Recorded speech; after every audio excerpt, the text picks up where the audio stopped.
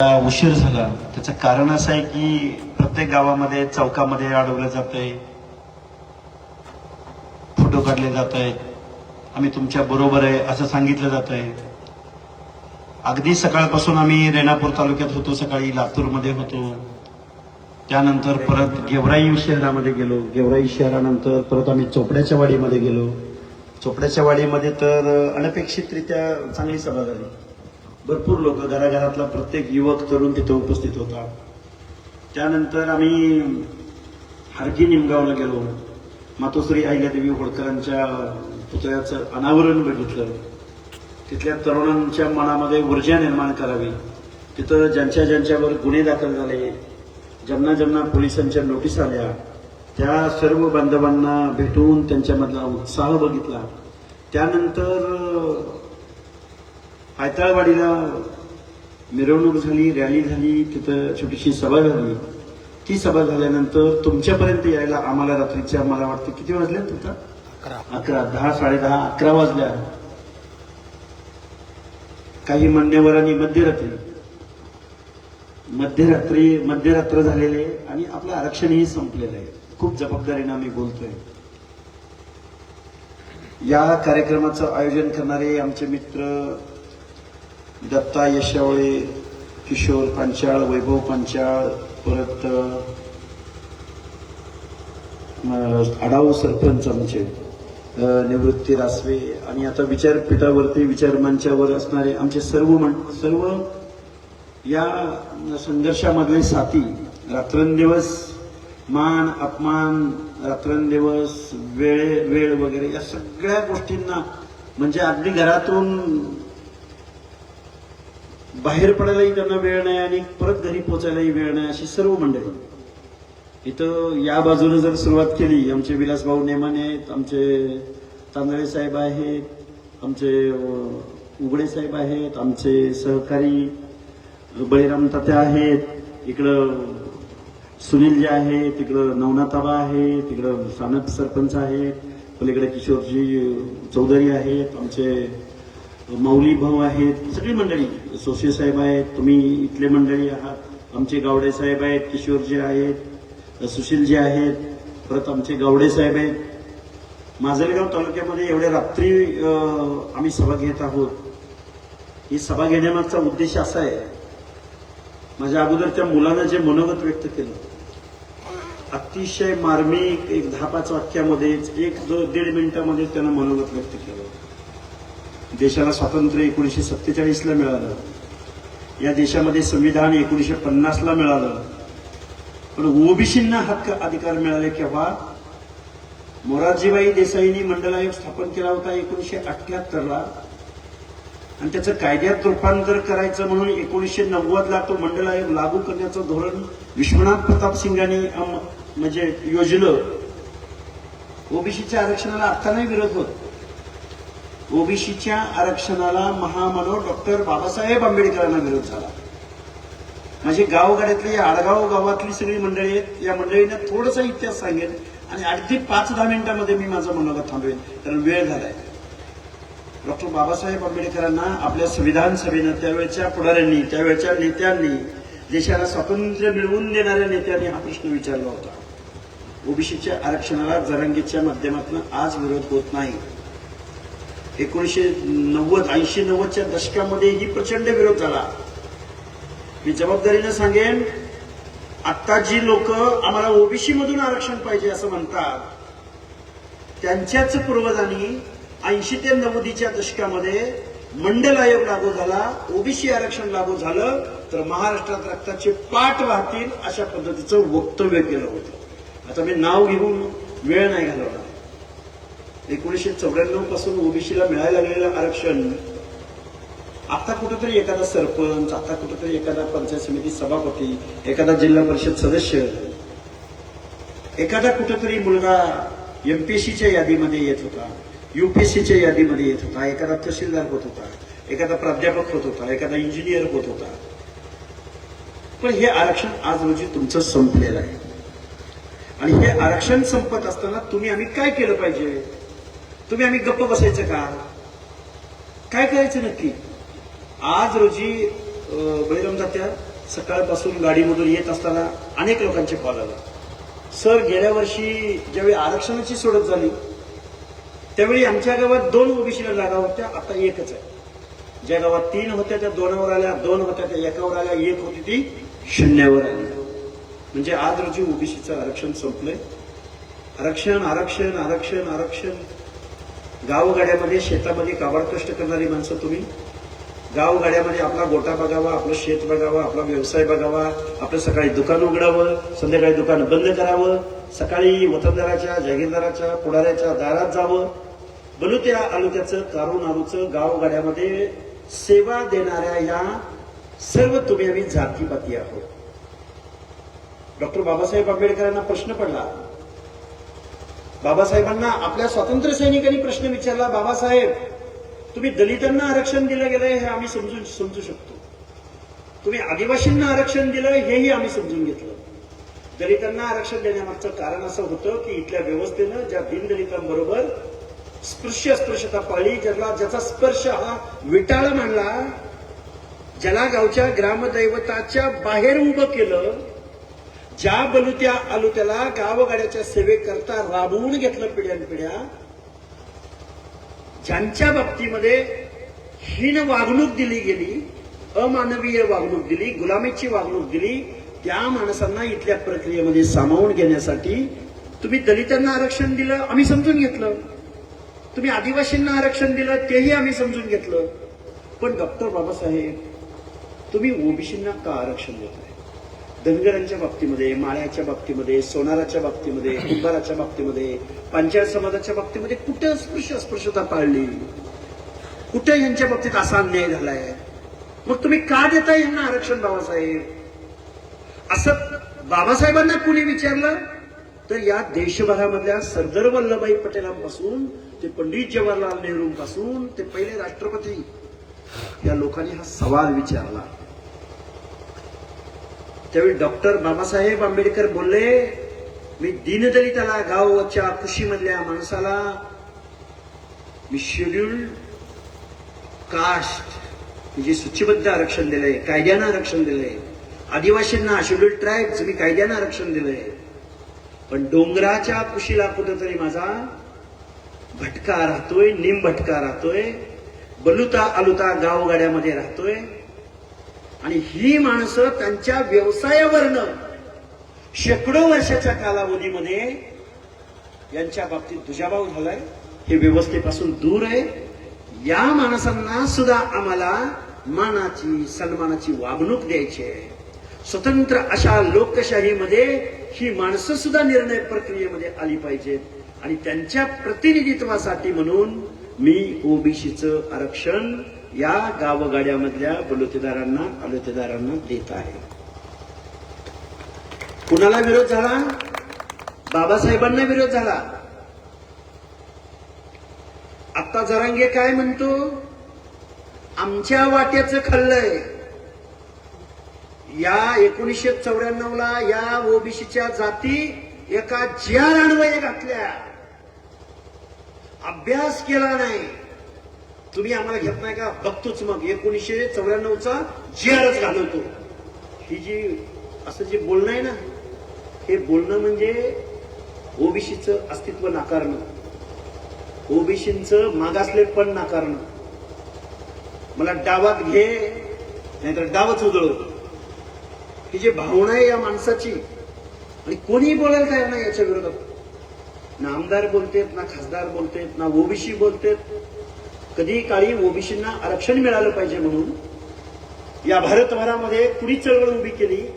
रामविलास पासवानांपासून, लालू प्रसाद यादवांपासून, कर्पुरी ठाकूरांपासून, महाराष्ट्राचा विचार करायचा झाला तर जनार्दन पाटील चुनाभट्टीवाले, दिवा पाटील शेतकरी कामगार पक्षाचे रायगडमधले, आमचे बबनरावजी ढाकणे. अलीकडच्या कालावधीमध्ये विचार करायचा म्हटलं 93-94 नंतर तर माननीय छगनरावजी भुजबळ, या सगळ्या मंडळींनी महाराष्ट्रामध्ये ओबीसीची चळवळ उभी केली, ओबीसीची चळवळ वाढवली, ओबीसी म्हणून ओबीसीचा आवाज बनण्याचा प्रयत्न केला. पण आज रोजी 2026 सालामध्ये ओबीसीचं आरक्षण संपलेलं आहे. मग ते शिक्षणामधलं संपलंय, ते नोकरीमधलं संपलंय, मग ते निवडणुकांमधलं संपलंय. तुम्ही आम्ही नक्की काय करायचं? आडगाव मधली तुम्ही सुज्ञ मंडळी आहात, जाणती मंडळी आहात. कोणतरी पोरं आले ती, कोणतरी माणसं आले ती. ना निवडणुकीचं वार आहे, ना कुठल्या पक्षाची सभा आहे, ना कुठला आमदार येणार आहे, ना कुठला खासदार येणार आहे. आज आम्ही आडगाव मध्ये आलोय. 22वी सभा आहे. 22वी 100 सभामधली 22वी सभा आहे. ज्यावेळी महाराष्ट्रामधल्या ओबीसींचा इतिहास, नवीन पिढी, एखादा मुलगा, आताचा मुलगा बोलत होता, असा एखादा मुलगा पुढे येईल, तो म्हणेल अरे महाराष्ट्रामध्ये अलीकडच्या कालावधीमध्ये कुणी कुणी काम केलं, काय काय झालं, वडीगोदरीमध्ये काय झालं, अंतरवलीमध्ये काय झालं, महाराष्ट्रामध्ये सभा कशा झाल्या, कुठल्या कुठल्या गावामध्ये रॅली झाल्या, कुठल्या कुठल्या गावामध्ये दगडफेक झाली, हे सगळं लिहिलं जाणार आहे. आणि ते ज्या दिवशी लिहिलं जाईल त्या दिवशी आडगावच्या नावावरती ओबीसींची 22वी सभा नोंद होईल. आणि ती कधीची वेळ? रात्रीच्या 12ची वेळ. म्हणून खूप तुम्हाला गोष्टी कल्पना आहे, या गोष्टींची खूप काही गोष्टी तुम्हाला माहिती आहे. लढायचं कुणी, पुढं यायचं कुणी, मांजराच्या गळ्यात घंटा बांधायची कुणी. आता तुम्ही आमचे प्रकाश सोळंकी आजोबा, आज्जा, मी आज्जा बोलतो, तुमचा आमदार, बरोबर आहे? चुकत नाही ना काय? मी माने साहेब चुकत नाही ना? आज्जा, आपला आज्जा प्रकाश सोळंकी साहेब मगाच्या बी सभेत बोललो मी, 2-4 दिवसापूर्वी बोलले, मुंडे बंधू भगिनींनी आमच्या विरोधामध्ये षड्यंत्र रचलं. तुम्हाला माहिती आहे सगळ्यांना? मुंडे बंधू भगिनींनी बीड जिल्ह्यामध्ये आमच्या विरोधात षड्यंत्र रचलं. कुठलं षड्यंत्र रचलं? तर प्रत्येक तालुक्यामध्ये, विधानसभेमध्ये ओबीसीला उभं केलं. ओबीसी गुन्हेगार आहे. ओबीसीने निवडणुकीला उभं राहायचं नाही, ओबीसीने आमदार व्हायचं नाही, उभं केलं नव्हतं.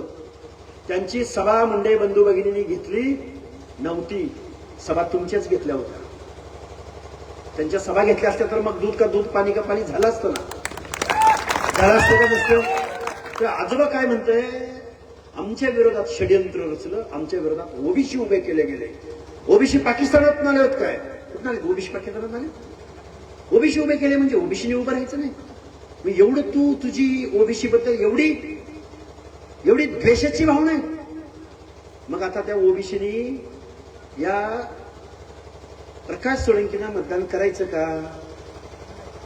बघा, करायचं का? ओबीसी कोण आहे?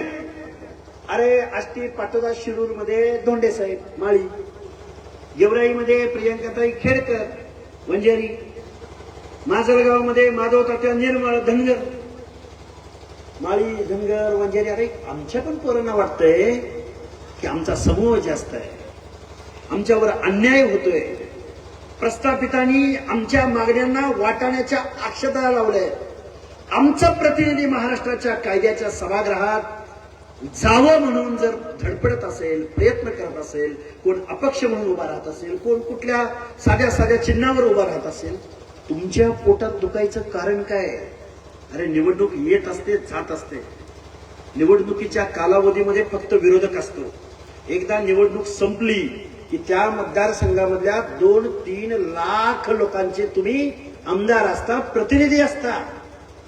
सोळंकी आजोबा, तुम्ही आमदार झाल्यावर माजलगावची मायबाप जनता, तिथं तुम्हाला जातीभेद करता येत नाही, तिथं तुम्हाला ओबीसींचं षड्यंत्र म्हणता येत नाही. कारण तुमच्या आमदारकीची शपथ तुम्ही एखाद्या समाजाबद्दल, एखाद्या समूहाबद्दल अपरभाव बाळगणार नाही, आडी बाळगणार नाही, अशी तुम्ही शपथ घेता आजोबा. आता माझ्यासारख्या पोरानं या आजोबाला ज्ञान द्यावावं का? पुन्हा म्हणतो मंत्रिपदाच्या आड, पालकमंत्रीपदाच्या आड माझी जात येते. तुम्ही किती वेळा आमदार राहिला? तुमच्या बापाला कुठं कुठं निवडून दिलं आमच्या माणसांनी? कुठल्या पदावर गेले ते? काय साठी बुद्धी नाठी, 60 कुठे राहू, 70-80 कडे असं मला वाटतं. मग आता त्यांना एकच सांगा त्या सोळंकीला. अजून एक येता येता एक विषय, गाडीत एक फोन आला मला, पत्रकारांनी विचारला की विजयसिंह पंडिताच्या उमेदवाराचा पराभव झाला. आज काहीतरी निकाल लागला कुठल्या तरी निवडणुकीचा. नगर काय गेवराई नगरपालिकेमधला. आम्ही आता त्यांना सांगितलंय, सांगणार आहे, ज्यांनी ज्या आमदारांनी जरांगे पाटलांना जाहीर पाठिंबा दिला, बॅनर लावून पाठिंबा दिला, त्या आमदारांनी जरांगेंना बरोबर घ्यायचं आणि निवडणुकीला सामोरं जायचं.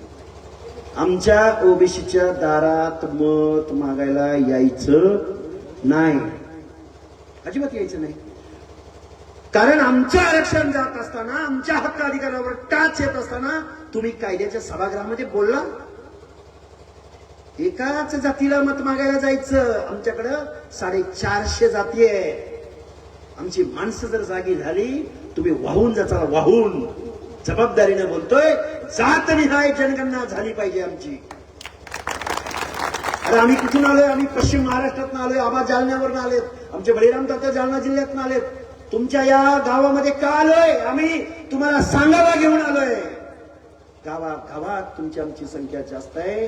प्रत्येक विधानसभेत तुमची आमची संख्या जास्त आहे. मग तो पश्चिम महाराष्ट्र असो, मराठवाडा असो, विदर्भ असो, खानदेश असो, मानदेश असो, कोकण असो, तळ कोकण असो, प्रत्येक भागामध्ये तुमची आमची माणसं जास्त आहेत. तुम्हाला आम्हाला मोजलं जात नाही. जरांगे दादा म्हणतायत आम्ही 6 कोटी आहे, पण जरांगे पाटलांनी आमची जातनिहाय जनगणना करा अशी मागणी केली का? कुणी ऐकली का? मोज ना. आम्ही 6 कोटी आहे, आम्ही 6 कोटी आहे, आम्ही 6 कोटी आहे. मोजा की एकदा, होऊन जाऊ द्या, कळल. म्हणून जातनिहाय जनगणना झाली पाहिजे. आमची संख्या जेवढी आहे त्या प्रमाणामध्ये आम्हाला हक्काधिकार मिळाले पाहिजेत. काय नाही काय गाडी पडली, उचल दादा. तर रात्रीचा खूप वेळ झालेला आहे. जिसकी संख्या जितनी भारी उसकी उतनी सत्ता में भागीदारी. आपण समूहानं जास्त असू तर आपला माणूस आमदार झाला पाहिजे. आपण समूहानं जास्त, गावगावड्याचं आहे, गावड्याचीच सवाशी नसली पाहिजे ना, तर दुसऱ्याची चालते. गाव कोणाचं आहे? मतदारसंघ ओबीसीचा असेल तर ओबीसीने एकत्र यायचं का नाही?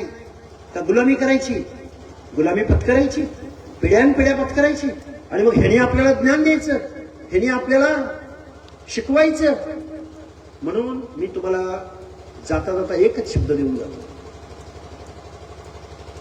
त्या शब्दामध्ये बळीराम तात्यांनी आमच्या सांगितले, आमच्या मान्यवरांनी सांगितले, आपल्याला मुंबईला जावं लागेल, ताकद दाखवावी लागेल. तुमच्या लाखाच्या मोर्चाला हे घाबरत नाहीत. ह्या अवलादी फक्त मतपेटीला घाबरतात. कशाला घाबरतात? मतपेटीला. मतपेटीतनं जर एकदा ओबीसी जागा झालाय आणि ओबीसी एकवटलाय, एवढा जर मेसेज गेला नाही, जर तुमच्या झोपड्यापर्यंत हे गडा लोळत आले, तर आपलं नाव दुसरं ठेवा. मी तुम्हाला सांगतो, गेवराईला विजयसिंह पंडितला आमदार होऊ देणार नाही. माजलगावला आमच्या ओबीसीला येड्यात काढायचं काम करता तुम्ही. माजलगावला गुलाल लागू दिला जाणार नाही. गेवराईचा विषय सोडा, माजलगावचा विषय सोडा, आणि मग आष्टी पाठवता शिरूर. आणि अजून एक सांगतो तुम्हाला, आता मतदारसंघ फुटणार आहे.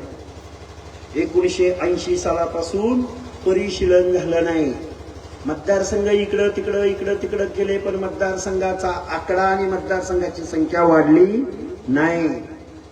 आता हे जे पक्ष फोडायचं चालू आहे, 2/3 बहुमताचा आकडा भाजप गाठणार आणि 2029ची निवडणूक खासदारकीच्या जागा दुप्पट आणि विधानसभेच्या जागा दुप्पट. एका माजलगावमध्ये 2 आमदार होणार आहे, एका गेवराईत 2 आमदार, एका आष्टी पाटोदा शिरूर 2 आमदार, एका बीड जिल्ह्याचा 1 खासदार आहे, तिथं 2 होणार.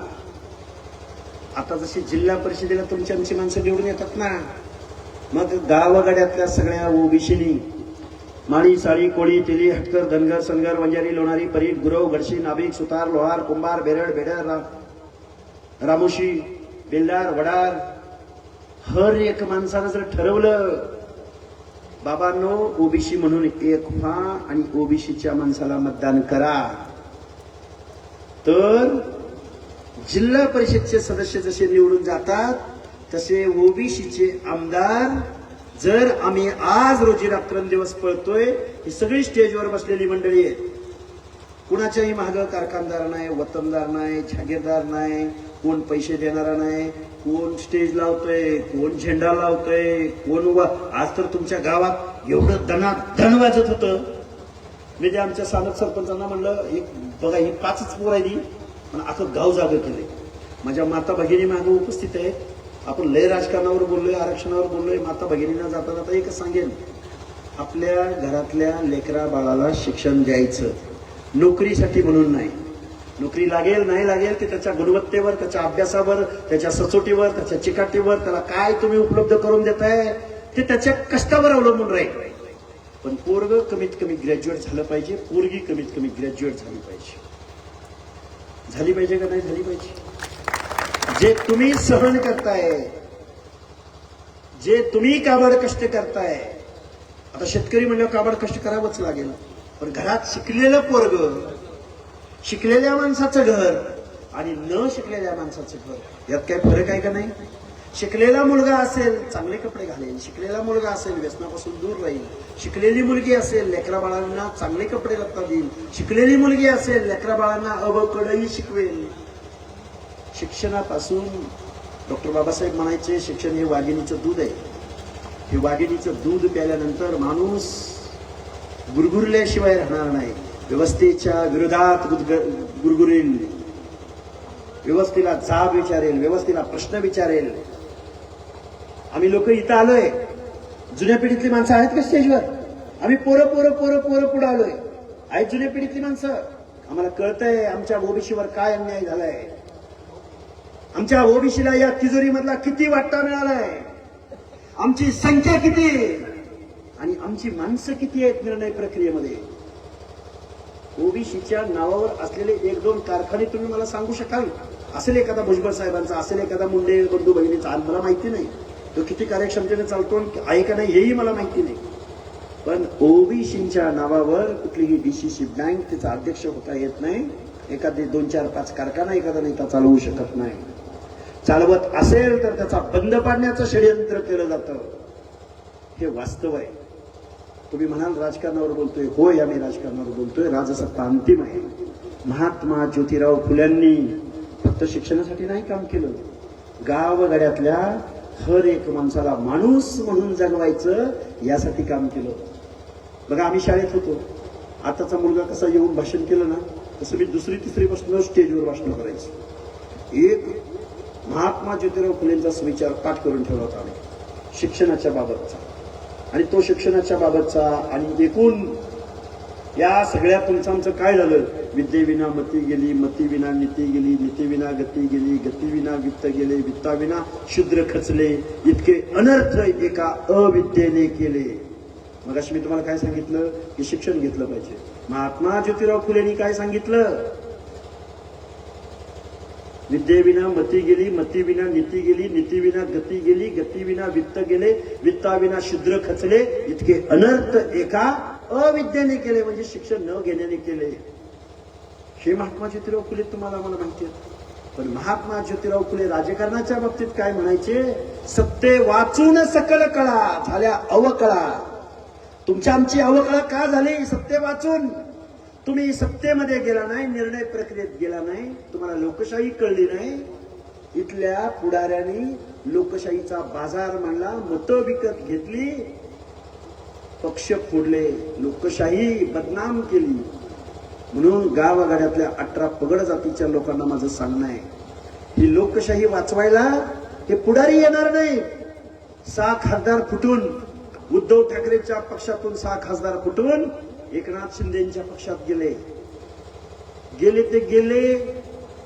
ज्या एकनाथ शिंदेना विरोध म्हणून निवडून आले त्याच पक्षामध्ये ते गेले. तुमचे आमचे असते तर एखादे भुजबळ असते, एखादे हाके असते, एखादे कोळेकर असते, एखादे कटके असते, एखादा गुरव असता, एखादा पंचाळा असता, एखादा माझ्या मुस्लिम समाजातला असता, माझ्या दलित बांधवामधला असता. तर हे जे काही रील स्टार आहेत ना, महाराष्ट्रातलं रील स्टारचं पीक आलंय. या बहादुरांनी जर तुमच्या आमच्यातलं जर खासदार असं फुटून गेला असतो अरे आकाश पाताळ एक केला असतो ना. जरांगे बोलतोय ना, त्याचे चेहरे चपाटे बोलताय. अरे लोकशाही धोक्यात नाही का? निवडून कुणाच्या कसं मतदारांच्या मतदानाशी प्रतारणा नाही का प्रतारणा? अरे जर मग विरोधामध्ये सगळ्यांना जर सत्ता पाहिजे असेल, विरोधात कोण राहणार? विरोधकाची भूमिका कोण बजावणार? गावगाड्यातल्या 18 पगड जातीला माझं सांगणं आहे, हा महाराष्ट्र फुले शाहू आंबेडकरांचा महाराष्ट्र आहे. हा महाराष्ट्र मातोश्री अहिल्यादेवी होळकरांचा महाराष्ट्र आहे. हा महाराष्ट्र अण्णाभाऊ साठेंचा महाराष्ट्र आहे. संत रोहिदासांचा महाराष्ट्र आहे. संत सेवालालांचा महाराष्ट्र आहे. हा महाराष्ट्र गावगाड्यातल्या 18 पगड जातींच्या बलिदानातून, त्यागातून छत्रपती शिवरायांचं स्वराज्य उभा करणारा महाराष्ट्र आहे. त्यांच्याबद्दल तुम्ही काही बोलणार नाही? त्यांच्याबद्दल तुम्ही एखादा शब्द काढणार नाही? मुख्यमंत्री महोदय, अहो तुम्ही ओबीसी आमचा डीएनए म्हणता आणि दुसऱ्या बाजूला मनोज जरांगेंना एक मागणी करायची आणि तुम्ही लगेच एक GR काढता. आमचं ऐकायचं नाही तुम्हाला? म्हणून गावगाड्यातल्या लोकांना जागं करायचं, ओबीसीना जागं करायचं, तरुणांना जागं करायचं. अरे सत्ता येतात जातात, आमदार खासदार होतात जातात. सत्ता कधी भाजपची येते, कधी शिवसेनेची येते, कधी काँग्रेस राष्ट्रवादीची येते. काँग्रेस राष्ट्रवादीची सत्ता आले की गडी लगी काँग्रेस राष्ट्रवादीमध्ये जातात. भाजप सेनेची सत्ता आली की गडी लगीच भाजप शिवसेनेमध्ये. गडी कोण? तेच गडी कोण? तेच कारखानदार, तेच भांडवलदार, तेच पै पाहुणे. तुम्हाला काय? आता 6 खासदार इकडे तिकडे गेले, तुम्हाला काय फरक पडला? 6 खासदारापैकी एका तर हरामखोरानं ओबीसी बद्दल एक तरी शब्द देशाच्या संसदेमध्ये उच्चारला? काय त्याचे देणे घेणे तुम्हाला मला? पण गावगाड्यातल्या ओबीसींना आमचं सांगणं आहे, आम्ही रात्रंदिवस या महाराष्ट्रामध्ये रात्रंदिवस फिरणार आहोत. रात्रंदिवस आम्ही पहिल्यांदा एकदम फर्टाईल लँड म्हणजे सुपीक जमीन आहे तिथं बी टाकायचं ठरवलंय. सुपीक जमीन बघा, आपले पूर्वज असायचे. तालीच्या रानामध्ये पाऊस पडला, वापसा आला, कुळव घातला, मशागत केली, तालीच्या रानामध्ये पेरायची आणि बाकीचं वसाड पडायचं. आता आम्ही ठरवलंय आडगावलाच का आलो? सुपीक रान आहे, चला आडगाव. हरकी निमगावला का गेलो? सुपीक रान आहे, चला. पायताळवाडीला का गेलो? सुपीक रान आहे, चला. गेवराईमध्ये गेलो, रेवकी देवकीलाच का जाणार? सुपीक रान आहे, आपलं रान आहे, लई नाही थोडं तर उगवल. वडगाव ढोकला का जाणार? किंवा आम्ही तिकडे अंतरवलीला का जाणार? वडीगोद्रीला का जाणार? सुपीक रान आहे. मशागत केल्या कोणीतरी. ही मशागत प्रत्येक तालुक्यामध्ये व्हायला पाहिजे. ही मशागत प्रत्येक तालुक्यामधल्या प्रत्येक गावात व्हायला पाहिजे. मायानं म्हणलं पाहिजे वंजाऱ्याला, नाही आपल्याला एक व्हावं लागल. वंजाऱ्यानं म्हणलं पाहिजे धनगराला, नाही अरे तुमची तर गावाच्या गाव आहेत, तुम्हाला एकत्र यावं लागल. गावागावात भांडून चालणार नाही. गावागावात भांडून चालणार नाही. जाती जातीत भांडून चालणार नाही. तुम्ही बसाल एकमेकामध्ये भांडत. तुमचं आरक्षण मनोज जरांगेच्या रूपानं संपलेलं आहे महाराष्ट्रातलं. हे हात जोडून तुमच्या समोर समजावून सांगायला आम्ही तुमच्याकडे आलोय. जातनिहाय जनगणना झाली पाहिजे. आमची संख्या आम्हाला कळली पाहिजे. महाराष्ट्राच्या तिजोरीमधला आमच्या हक्काचा हिस्सा आम्हाला मिळाला पाहिजे. आमची संख्या 50% असेल तर अर्ध बजेट आमच्या गावगाड्यातल्या ओबीसींच्या भटक्या विमुक्तांच्या शिक्षणासाठी, वसतिगृहासाठी, आमच्या लेकी बाळींच्या शिक्षणावर खर्च झालं पाहिजे. आमच्या माता भगिनीच्या अकाउंटला 1500 रुपये टाकून नाही चालणार. आम्हाला रेशनला फुकट धान्य देऊन नाही चालणार. आम्हाला मोदीजी तुमचं भाषण ऐकून नाही चालणार. नकोय तुमचं आम्हाला भाषण. आम्हाला हवंय दर्जेदार शिक्षण, उत्कृष्ट शिक्षण.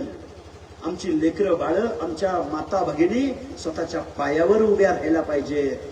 तुम्ही 1500 रुपये देणार आणि काबड कष्ट आम्हाला करायला लावणार. तेच पैसे शिक्षणावर खर्च करा. 30-35 हजार कोटी रुपये लाडक्या बहिणीला वर्षभरात दिले जातात. 30-35 हजार कोटी जर माझ्या ओबीसींच्या मुलींच्या शिक्षणावर सरकारनं खर्च केलं, किती वसतिगृह उभी राहतील, किती मुली डॉक्टर इंजिनियर होतील, किती मुली 10वी-12वीतनं शिक्षण सोडून ज्यांची लग्न झाले. एखाद्या गावामध्ये 50 मुलींचा पहिलीला पट असला तर 12वीला जाईपर्यंत त्यातल्या 5-10 उरतात. त्या पालकांना समजावून सांगेल, माझ्या क्रांती ज्योती सावित्रीमाईनं मुलींच्या शिक्षणासाठी काय काय सहन केलं हे कोण समजावून सांगेल. बाबा हो, खूप काही बोलता येण्यासारखं आहे, खूप काही बोलू शकतो. रात्रीची वेळ झाली. आता स्टेजवरचे काही कोण थांबवत नाहीत आणि तुम्हीही काय थांबा म्हणत नाही. पण आता आम्हीच दिवसभर बोलतोय, परत उद्या बोलायचंय, परत परवा बोलायचंय. आम्ही सपाटा लावलाय. कुणी निंदा, कुणी वंदा, कोण डॅमेज करेल, कोण बदनामी करेल, कोण हल्ला करेल. हीच बघा तुमचा आजोबा प्रकाश आजोबा म्हणला, लक्ष्मण हाकेच्या बोलण्याला मीडियानं महत्व देऊ नये. तू काही पंडित आहेस, तू काही तत्वज्ञ आहेस म्हणून तुझ्या बोलण्याला महत्व द्यायचं? अरे नरसाळ्या, तू ज्यावेळी आमदार झाला त्यावेळी सगळ्या माणसांचा आमदार आहे रे तू. अरे लाज वाटते आम्हाला. 60-70 वय झालं तुझं राजा. काय बोलतो राव हा माणूस? मीडियानं लक्ष्मण हाकेच्या वक्तव्याला महत्व देऊ नये. काढून दाखवतो तुम्हाला वक्तव्य, काल परवाचं वक्तव्य. त्यांच्या मतदारसंघात आलोय म्हणून त्यांना टार्गेट करतोय असं नाही, त्यांच्या जबाबदारीची जाणीव करून देतोय. नाहीत ही माणसं बोलत, नाहीत आपल्या प्रश्नावर आवाज उठवत. अशा माणसांना निवडून देणार आहे तुम्ही? एक जाऊ द्या ओबीसी मधला, एक माणूस जाऊ द्या, एक मुलगी जाऊ द्या, महाराष्ट्राच्या कायद्याच्या सभागृहामध्ये तो तुमच्या विषयी बोलल्या वाचून राहणार नाही. गोपीनाथराव मुंडे नावाचा माणूस, बीड जिल्ह्यामधल्या नात्रा गावातला माणूस, ऊसतोड मजुराच्या कुटुंबामध्ये जन्माला आलेला माणूस, देशाच्या ग्राम विकास मंत्री पदाला गवसणी घातली. तिथं गेल्यावर तो गप्प नाही बसला. आत्ताचे ओबीसीचे नेते आहेत ना, राग येईल कुणाला आला तर येऊ द्या. आत्ताचे नेते, आमचं मंत्रीपद, आमचं खासदारपद, आमचं आमदारपद, आमच्या नेत्याला काय वाटेल? कशाला भीड आणि भाड बाळगताय? तुम्ही ओबीसीचे चेहरे आहात. ओबीसीच्या प्रश्नावर कधी बोलणार तुम्ही? गोपीनाथराव मुंडेंचं नाव यासाठी घेतलं की भाजपचा शीर्षस्थ नेता देशाचा, तो भाजपची मर्जी नाही सांभाळत बसला. संसदेला घेराव घातला होता 2011 साली 10 साली. त्या घेरावामध्ये खासदार समीरजी भुजबळ, रामविलास पासवान, लालू प्रसाद यादव, अरे 5-15 खासदार नाही, गोपीनाथराव मुंडे नावाच्या खासदारानं देशामध्ये 100 खासदारांना एकत्र केलं होतं. ते भाजपचे नव्हते, ते जनता दलाचे होते, ते काँग्रेसचे होते. वीरप्पा मोईली सारखा कर्नाटकामधला महत्वाचा नेता गोपीनाथराव मुंडेंच्या नेतृत्वाखाली त्या संसदेला घेराव घालत होता. का? कारण तो जन्माला आला ऊसतोड्याच्या घरात, तो जन्माला आला बीड जिल्ह्यामध्ये, तो जन्माला आला डोंगराच्या कुशीला राहून काबाड कष्ट करणाऱ्या समूहामध्ये.